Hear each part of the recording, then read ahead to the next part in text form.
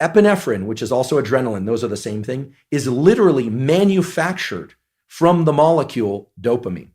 If you look at the biochemical cascade, it is dopamine is converted into adrenaline, which is the basis of all energy, all neural energy. And so, including thinking.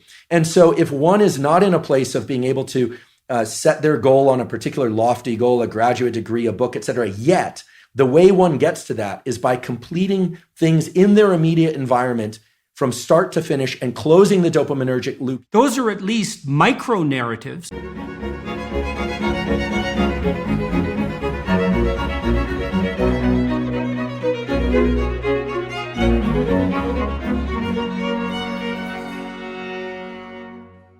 Hello, everyone. I'm pleased today to have with me Dr. Andrew D. Huberman. He's a neuroscientist and tenured associate professor in the Department of Neurobiology at the Stanford University School of Medicine. Dr. Huberman and his lab have made contributions to the brain development, brain plasticity, and neural regeneration and repair fields. Right.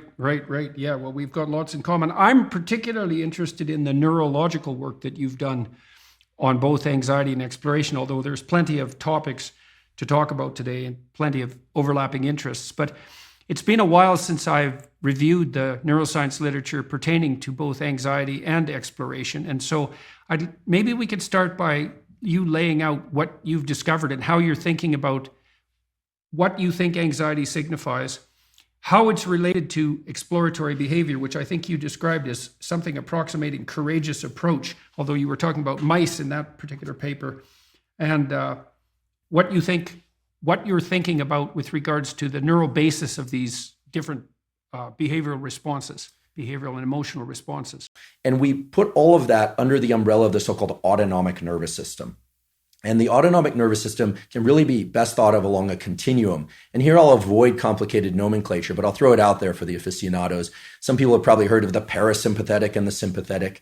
That naming is a little bit misleading. Again, what we can really think about the autonomic nervous system as is a continuum, or more like a seesaw, of at one end is alertness, and at the other end is calmness. Right? That is translated to the so-called sympathetic and parasympathetic nervous system, but I'll call it the alertness and calmness system just for sake of simplicity. So it's sort of like a seesaw, and it has different neural circuits, and basically whether or not you feel very alert or panicked or alert but calm or a little bit of anxiety, that's going to depend on the balance between this alertness system and the calmness system. If you're having a full-blown panic attack, then the alertness system is, it's as if the seesaw is tilted all that way. If you have, if you're deeply asleep, well, then the calmness system is really tilted down. You could say that's a portion of the seesaw. This is all kind of obvious and dates back, 100 years or so, which isn't that long in the history of science, but we've known this sort of thing for a while.